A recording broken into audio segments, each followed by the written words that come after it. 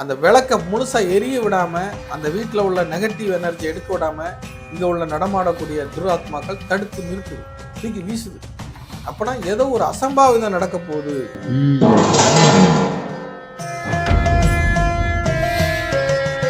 என்ன உணர்த்துதுன்னா, இந்த வீட்டில் துர் ஆத்மாக்கள் நடமாட்டம் இருக்குன்னு அர்த்தம். யாரு ரொம்ப உடல்நிலை சரியில்லாமல் இருக்கிறாங்களோ அவங்களுக்கு ஒரு ஆயுள் விருத்தி ஹோமம் செய்யணும். இவ்வளோத்தையும் இந்த பிரச்சனை உணர்த்துது. இந்த பிரச்சனை சம்பந்தப்பட்டவங்க எல்லாருக்குமே இந்த பிரச்சனை இப்போ கண்டிப்பா இருக்கும்.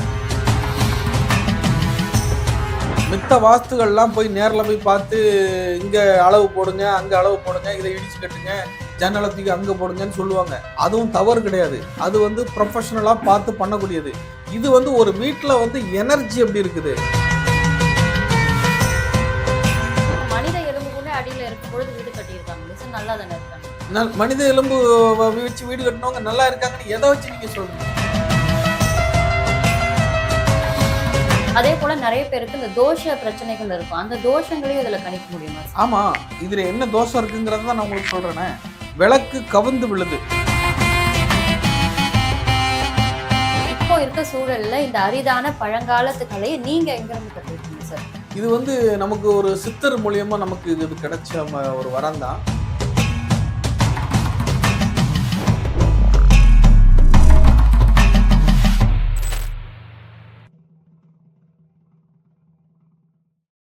இப்போ இதை பண்ணும்பொழுது பார்த்தீங்கன்னா நம்ம காற்று வராத அளவுக்கு ஃபேன் ஆஃப் பண்ணிட்டு ஜன்னலெல்லாம் மூடிட்டு இந்த முறையை செய்யணும். இதுக்கான காரணம் அப்பதான் அந்த பூ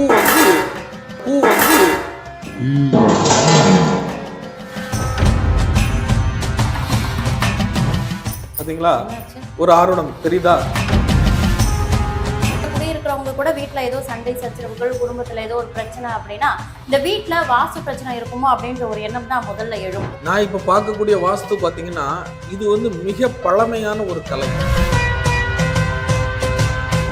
இந்த ஜல ஆருட முறையை நம்மளே நேரடியா செஞ்சு பார்த்துருந்தோம் சார். அதன் மூலமா நீங்க சில குறியீடுகளை சொல்வீங்க அப்படின்னு பார்த்தா அந்த முறையே நமக்கு சில குறியீடுகள் எல்லாம் காட்டுது. அந்த விளக்கு தெரிச்சு விழுந்ததெல்லாம் நம்ம பார்த்துருந்தோம். என்ன உணர்த்து வருது சார்? இதன் மூலமா எப்படி நீங்க கணிப்பீங்க? இப்போ நான் ஃபர்ஸ்ட்ல உங்களுக்கு அந்த பூ வரும்போதே ஏதோ நெகட்டிவா எனர்ஜி காட்ட போகுதுன்னு சொன்னேன். நெகட்டிவ் எனர்ஜி காட்ட போகுதுன்னு சொல்லி பூ இந்த திசையில தான் நிக்க போகுதுங்கிறதையும் சொன்னேன். சொல்லி அந்த பூ போய் நிற்கவும் அந்த விளக்கு தப்புல அடிச்சு தூக்கி போடுது.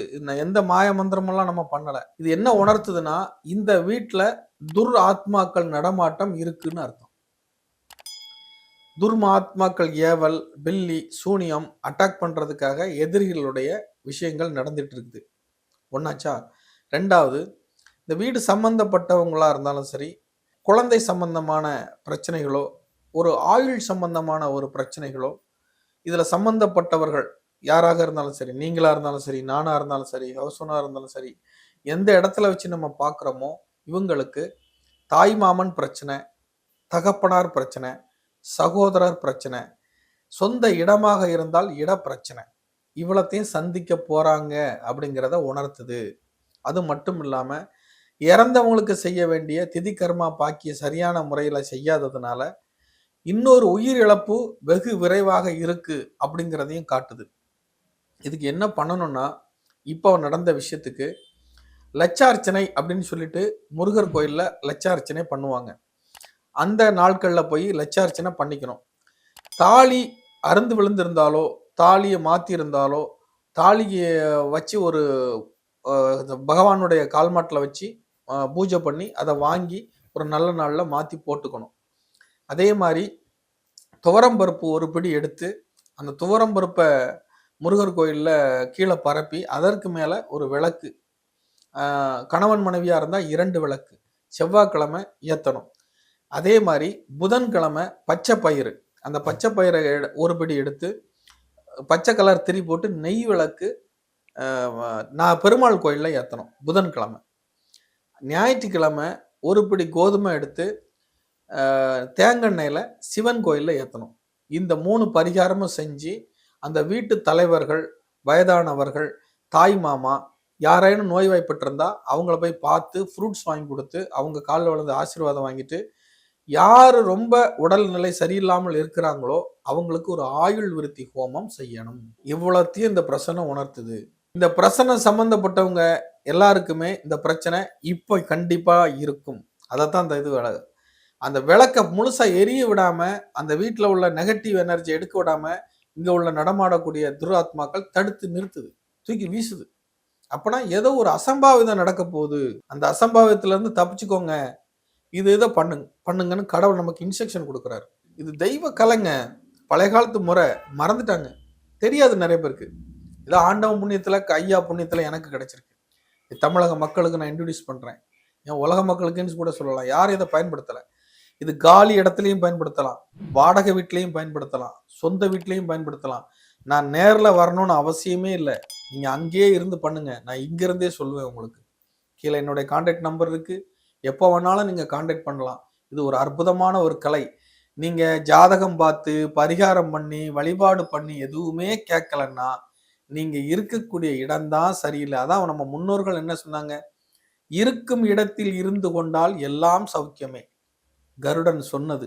அப்ப இருக்கிற இடம் ஒரு மனிதனுக்கு நல்லா அமைஞ்சாதான் எல்லாமே சௌக்கியமா அமையும். அது மட்டும் இல்லாம என்ன சொன்னாங்க, இடம் பொருள் ஏவல். முதல்ல இடத்தை தான் வச்சான். பெரியவங்க என்ன சொல்லியிருக்காங்க, இடம் பொருள் ஏவல். முதல்ல ஏன் இடத்தை கொண்டு வைக்கிறாங்க, நீ இருக்கிற இடம் சரியா இருந்தா தான் உன் வாழ்க்கைக்கு பொருள் கிடைக்கும், பொருள் இருந்தா தான் அருள் கிடைக்கும். அப்போ இடம் பொருள் ஏவல். இப்போ இது ஒரு வாஸ்து முறை அப்படின்னு தான் நீங்க சொல்லியிருந்தீங்க. ஆனா இதுல வந்து நிறைய ஜாதக ரீதியிலான பிரச்சனைகள் குறித்தும் கணிக்கலாம் அப்படின்றீங்க. அப்போ ஏவல், பில்லி, சூனியம் போன்ற பிரச்சனைகளும் இது மூலமா கணிக்க முடியுமா சார்? இந்த பாத்தீங்கல்ல, நான் சொல்ல தேவையில்லையே, கெட்ட சக்திகள் இருந்தால் இப்ப இந்த வாஸ்துல பெரிய பிளஸ் பாயிண்ட் என்ன தெரியுமா, மித்த வாஸ்துகள்லாம் போய் நேர்ல போய் பார்த்து இங்க அளவு போடுங்க, அங்க அளவு போடுங்க, இதை இடிச்சு கட்டுங்க, ஜன்னலத்துக்கு அங்க போடுங்கன்னு சொல்லுவாங்க. அதுவும் தவறு கிடையாது. அது ப்ரொஃபஷனலா பார்த்து பண்ணக்கூடியது. இது ஒரு வீட்டுல எனர்ஜி எப்படி இருக்குது, சில வீடுகள்ல வாஸ்து தப்பா இருந்தாலுமே அந்த வீட்டுல சுபிச்சமா வாழ்ந்துட்டு இருக்கிறத நம்ம கண்கூட பார்க்க முடியுது. சில வீட்டுல வாஸ்து சரியாக இருந்தாலும் அது தப்பாக இயங்கக்கூடிய அமைப்பை காட்டுது. அப்ப அந்த வீட்டுக்குள்ள இருக்கக்கூடிய எனர்ஜி அந்த வாஸ்துக்கு ஒத்து போகுதா, அந்த மண்ணு ஒத்து போதா. சில பேர் எல்லாம் சரி பண்ணிடுவாங்க, மண்ணை சுத்தப்படுத்தாம வீடு கட்டியிருப்பாங்க. அந்த வீட்டுக்கு மண்ணுக்கு அடியில நாய் எலும்பு, பன்னி எலும்பு, கழுதை எலும்பு கீழே இருக்கும்போது ஒருத்தர் வீடு கட்டிட்டாருன்னா அந்த வீட்டு ஓனருக்கு பைத்தியம் பிடிச்சிரும். கழுதை எலும்பு கீழே இருக்கும்போது ஒருத்தர் வீடு கட்டிட்டாருன்னா அந்த வீட்டு ஓனருக்கு பைத்தியமே பிடிச்சிரும். நாய் எலும்பு இருக்கும்போது வீடு கட்டினாருன்னா நோயாளி ஆகி பைத்தியக்காரன் ஆயிடுவான். எப்ப பார்த்தாலும் அறுவை சிகிச்சை, எப்பவும் ஆபரேஷன் தான், எப்பவும் ஆஸ்பத்திரியில தான் படுத்திருப்பான். நாய் எலும்பு இருந்தா, பன்னி எலும்பு இருந்தா அகோரமான விபத்துக்கள் நடக்கும். இப்படி வாஸ்துல நிறைய இருக்குது, எல்லாத்தையும் கண்டுபிடிக்க முடியும். இல்ல ஆனா இப்போ பாத்தீங்கன்னா சுடுகாட்டையே வீடாக்கி பிளாட் போட்டு விக்கிறதெல்லாம் நம்ம பாக்குறோம். அப்ப மனித எலும்புக்குள்ளே அடியில இருக்கும் பொழுது வீடு கட்டியிருக்காங்களே சார், நல்லா தானே இருக்காங்க. மனித எலும்பு வச்சு வீடு கட்டினவங்க நல்லா இருக்காங்கன்னு எதை வச்சு நீங்க சொல்றீங்க? அவங்க அதை எப்படி கண்டுபிடிச்சாங்க கீழே எலும்பு இருக்குன்ட்டு? அப்படி எலும்பு இருந்து அவங்க கட்டி இருந்தாங்கன்னா நிச்சயமா நல்லா இருக்கிறதுக்கு வாய்ப்பே இல்லை. அது எனர்ஜி வேலை செய்யும். உங்களுடைய சாப்பாடே உங்களை மாத்துது. இந்த வீடும் ஒரு வகையான எனர்ஜி தான். இந்த உலகமே ஒரு சக்தி மயம் தான். அப்ப அந்த ஆகர்ஷண சக்தி ஒரு வீட்டுல இருக்குது இல்லைங்கிறத எவ்வளவு தெளிவா கண்கூட நம்ம இப்ப பார்த்தோம். யாராவது மேஜிக் பண்ணமா? இல்ல. அப்ப இங்க ஏதோ ஒரு இது பண்ண விடாம தடுக்குது. அப்ப அந்த விரைவா அந்த வீட்டுக்கு ஒரு ஹோமம் தேவைப்படுது. ஹோமம் பண்ணாதான் ரிலீஃப் ஆக முடியும். இப்போ இதை நம்ம இந்த முறையை பண்ணும் பொழுதே பாத்தீங்கன்னா நம்ம ஏற்கனவே கேட்டிருந்தோம், கதவெல்லாம் சாத்திட்டு ஃபேன் எல்லாம் ஆஃப் பண்ணிட்டு காற்று புகாத அளவுக்கு நம்ம இதை பண்ணோம். அதுக்கான காரணம் என்ன அப்படின்னு சொல்லுங்க. காத்து புகாத அளவுக்கு ஏன் பண்றோம்னு கேட்டீங்கன்னா, சில கெட்ட எனர்ஜிகள் இருக்கும். அந்த கெட்ட எனர்ஜிகள் இந்த மாதிரி தடுக்குது. நம்ம இப்ப இவ்வளவு லாக் பண்ணியிருக்கோம், அப்படி இருந்தும் பிரச்சனை நடந்திருக்குது. அது ஒரு காரணம். ரெண்டாவது, அந்த இயற்கையா அந்த பூ போய் தன்னாப்புல போய் நிக்கணும். இப்ப நீங்க ஃபேன்ங்கிறது செயற்கை. அப்ப ஃபேன் ஓடும்போது அந்த செயற்கை காத்து பட்டு அது எங்கேயாவது போய் நின்று அது தவறான பிரசன்னத்தை போய் காட்டிடும். அப்போ இயற்கையா ஒரு இடத்துல காத்து அடிக்குதுன்னா பரவாயில்ல, தப்பு இல்லை. ஆனா ஃபேன் போட்டுக்கிட்டு அதுல பண்ணும்போது அந்த ஃபேன் காத்து செயற்கை காத்து, அந்த செயற்கை காத்து அதுல படும் பொழுது அந்த பூ தவறான இடத்து தவறான குறியை காமிச்சிச்சுன்னா நம்ம சொல்லக்கூடிய ஜோதிடம் தவறாயிடக்கூடாது. அதனாலதான் நிசப்தமா இருக்கணும், அமைதியா இருக்கணும், விளக்கேற்றப்படணும், விநாயகர் வைக்கப்படணும். இப்படிலாம் முறைப்படி செஞ்சா சூப்பரா நமக்கு இந்த தெரிஞ்சு போச்சா என்ன நடக்க போகுதுன்னு தெரிஞ்சிச்சு. அப்ப அதுல இருந்து நம்ம தப்பிச்சுக்கலாம். இப்போ பில்லி சூனியம் போன்ற பல பிரச்சனைகள் இருக்கும் பொழுதும் இந்த வாஸ்து முறையில நம்ம கணிக்கலாம் அப்படின்னு சொல்லியிருந்தீங்க. அதே போல நிறைய பேருக்கு இந்த தோஷ பிரச்சனைகள் இருக்கும். அந்த தோஷங்களையும் இதுல கணிக்க முடியுமா சார்? ஆமா. இதுல என்ன தோஷம் இருக்குங்கிறத தான் நான் உங்களுக்கு சொல்றேனே. விளக்கு கவுந்து விழுது. மரணகண்டம். மரணகண்டத்துக்கு அதிபதி சனி பகவான். ராகு கேதுக்கள். அப்ப மரணகண்டத்துக்கு உண்டான அந்த ஆயுள் விருத்தி ஹோமம் செய்யணும். ராகு கேதுக்களுக்கு உண்டான சர்ப்ப பரிகாரங்கள் செய்யணும். சூரியன், செவ்வாய் ஆகிய கிரகங்கள் அந்த ஆருடத்தில் நிற்கும் பொழுது தவறான இடத்துல நிக்குது. அப்போ சூரியன் என்றால் தகப்பனார், செவ்வாய் என்றால் பூமி சகோதரக்காரகன், இவர்களை பாதிக்கக்கூடிய அமைப்பு. அப்ப சூரியன் செவ்வாய்க்கு செய்ய வேண்டிய பரிகார முறைகளை செய்யணும். அந்த ஜல வாஸ்து காட்டக்கூடியது பாத்தீங்கன்னா ஒரு காற்று சம்பந்தப்பட்ட விஷயங்களால் நோய் தாக்கக்கூடிய அமைப்பையும் காட்டுது.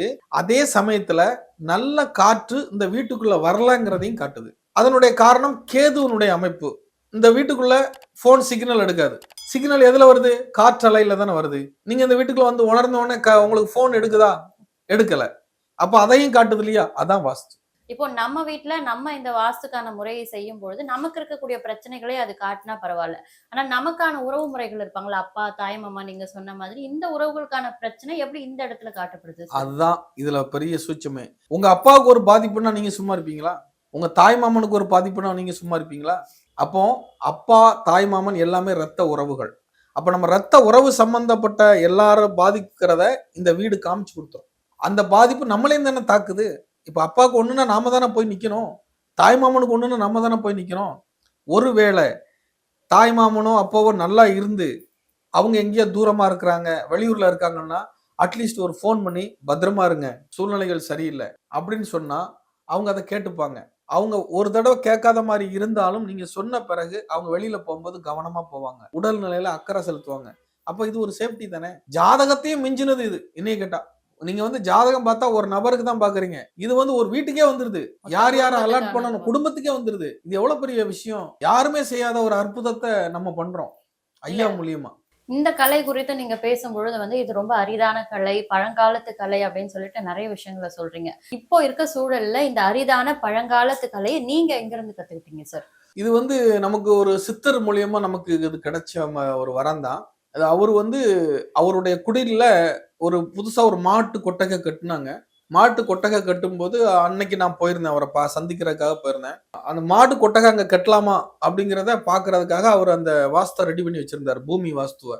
அப்ப நான் போய் அங்க நின்னுக்கும் போது என் கையால பூ போட சொன்னாங்க. பூ போட சொல்லும்போது அந்த பூவை நான் போட்டோன்னே அங்க ஏற்கனவே கட்டியிருந்த மாடு அத்துட்டு ஓடிடுச்சு. அப்போ அவர் அந்த மாட்டு கொட்டகை அந்த இடத்துல கட்டுறத நிப்பாட்டிட்டு அந்த இடத்துல செப்டி டேங்க் செட் பண்ணார். அப்ப மாட்டு கொட்டகை எந்த இடத்துல கட்டலாம் அப்படிங்கிறதுக்காக அது கொஞ்சம் பெரிய இடம், ஒரு 1/2 ஏக்கர் இருக்கும். அதுக்கப்புறம் இடம் மாத்தி நாங்க மறுபடியும் அதே மாதிரி செட் பண்ணி மறுபடியும் போட்டோம். அங்க அந்த வாஸ்து ஓகே ஆனதுனால அந்த இடத்துல மாட்டு கொட்டகை கட்டலாம்னு எங்களுக்கு உத்தரவு கிடைச்சிச்சு. அதன் பிறகு இப்போ மாடு நிறைய ஆயிடுச்சு. மாடு பசுமடமே நடத்துறாரு இப்போ திருவண்ணாமலையில. அப்படிலாம் அற்புதங்கள் நீங்க கண்கூடா பாத்துட்டீங்களே என்ன நடந்துச்சுங்கிறத. இதுக்கு மேல என்ன சொல்றதுக்கு ஒண்ணுமே இல்லை. நிறைய அற்புதம் இதுல வரும். இது வந்து ஒரு சின்ன ட்ரெய்லர் தான், நிறைய இருக்கு. ஒவ்வொரு வீட்டுக்கும் ஒவ்வொரு விஷயத்த உணர்த்தோம். சில பேருக்கு பண்றவங்களுக்கே கேராகும், உங்களுக்கே கேர் ஆயிருக்கணுமே. இல்ல சார், அந்த மாதிரி எதுவும் ஏற்படல. பண்றவங்களுக்கே கேராகும். ஒரு வீட்டிற்கு வாஸ்து பார்க்கறதுக்கான பழங்கால முறை குறித்து ரொம்ப தெளிவான விளக்கம் கொடுத்ததுக்கு ரொம்ப நன்றி சார். நன்றி மேடம்.